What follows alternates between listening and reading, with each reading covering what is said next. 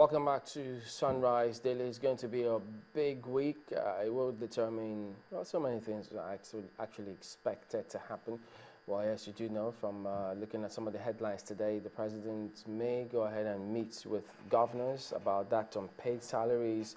Who knows, will there be a meeting between the president and the leadership of the National Assembly? Will there be a submission of a list of ministers? Will there be so many? Will there be, as a matter of fact? Well, we're joined now to look at some of these issues by Dr. Ndione Kwuse, who is a development consultant. Thank you for coming on this morning. Thank you. Good morning. Well, this how the leadership emerged has been on for a while in the news, and even over the weekend, it just wouldn't leave the headlines. Now they're talking about, although the party trying to sort themselves out, but there's this first perspective that has popped up, wherein the party leadership trying to see how they could also have the party toe their line with perhaps their suggestions or nominations of those who will be the leaders or the minority leader, majority leader, all those other positions. But it looks as if some of the other groups disagree, and that's many of the reports that are out there. But having observed and still observing what's going on, do you see this as having any implication concerning how development or we move on in governance of the country? Of course, the crisis in the National Assembly is a watershed in political and economic development, and particularly for this government.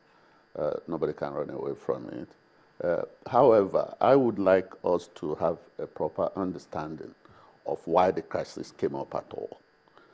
We can't even begin to discuss this without first giving credit and recognizing and thanking Asiwaju Tinubu for creating the platform that helped the development of credible opposition in Nigeria since the new democratic effort. Because without having this credible opposition, we wouldn't be talking about alternatives. And without alternatives in governance, you continue to have impunity. And in a developing country like Nigeria, if you have impunity going southwards from where we are, that is going downhill, will continue to be the process. So that is, Asiwaju deserves the eternal gratitude of Nigerians for challenging, resisting impunity, and setting up a platform for the germination of credible opposition. However, in looking at the current crisis, there are critical things in development and management that have failed, which have led to the situation we are in. The first one is that in even running the election itself, the APC did not have any strategic vision for Nigeria. What the APC had was change, which is a byline, which is just hype. But they've got a manifesto. The manifesto really is not really a strategic vision. A strategic vision is the background and backbone of leadership and development and success for an individual, for a business, for a family, and for a country. And all the countries that have succeeded in the world have had a leader at a certain point in their history that developed a strategic vision which was sold one way or the other to the whole population, and everybody bought it into it emotionally. So does that mean that the plans and programs which they articulated their manifesto, it's not quite the same thing as what you're talking about? The plans and programs do not translate to a strategic vision of what would Nigeria be like in 20 years' time, in 10 years' time, which is what then you reduce the plans from. The plans stem from there. You don't do it in vacuum. However, not to belabor the point, after victory, because the crisis started after victory, when there was an opposition to them, by the PDP was their opposing party, there was unity in having a common enemy. But after victory, the next thing that needed to have been done was to have a clear orientation during which you do what we call forming and norming. It is in this process of forming and norming that there will be storming. And these people would have sorted all these things out in the 2 months before the handover. And that would have resolved all the bad blood, the horse trading involved in politicking.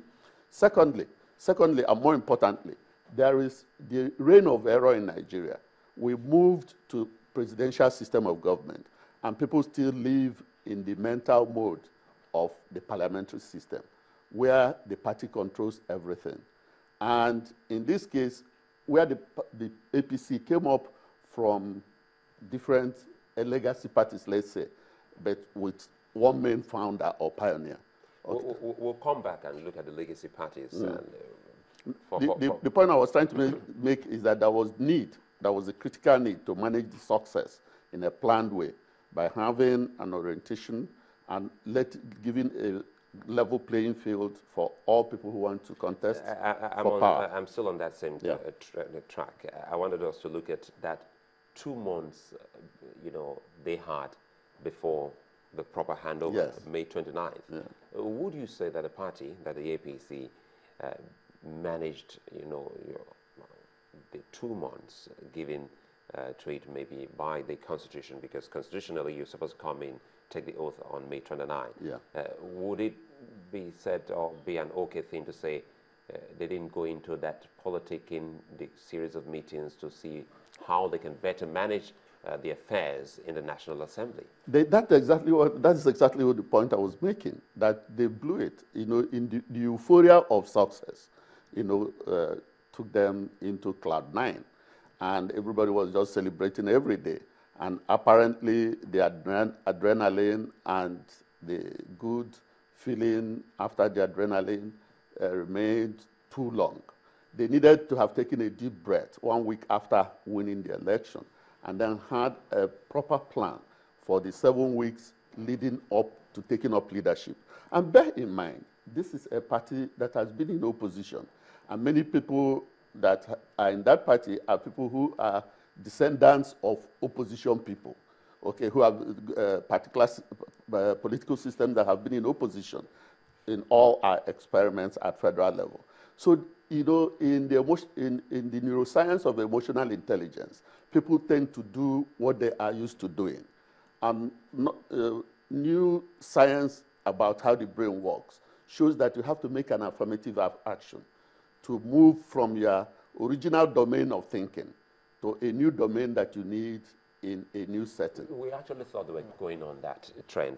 Recall that the APC had also formed a committee to liaise with the outgoing administration at that time, to the extent that they were accused of forming a parallel government.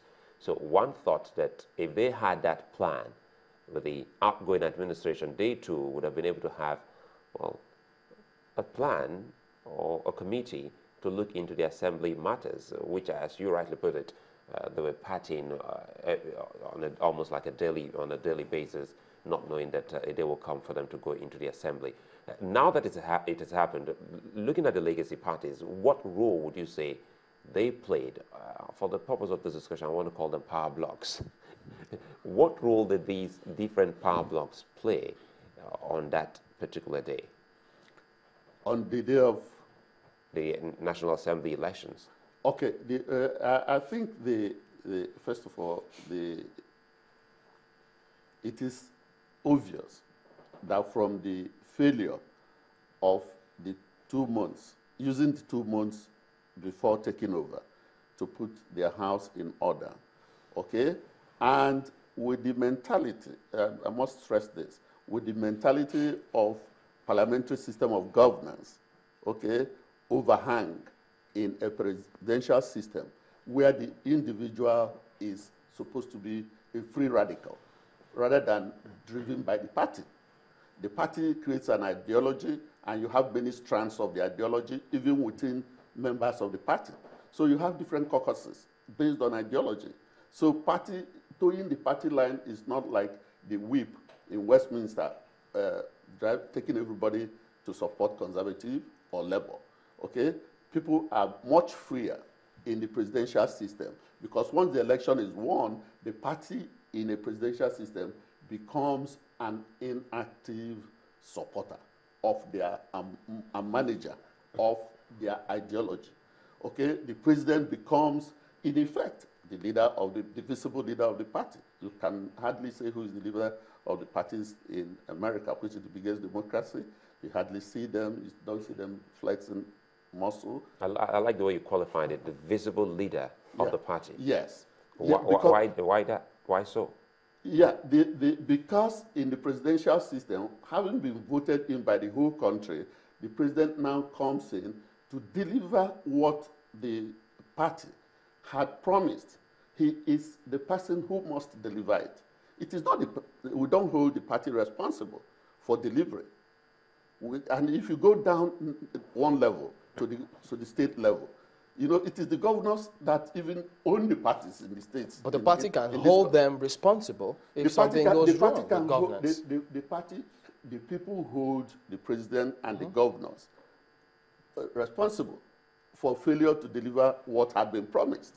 And the people take judgment on them at the next election. The party can advise them in the presidential system. It is in the parliamentary system that the party remains foremost because that is the structure. The prime minister goes to parliament every day or weekly and is debating with the opposition. So what kind of So there is an interaction in the two systems. In the parliamentary system, there is a direct interaction between the parties on a regular basis, on a continuous basis.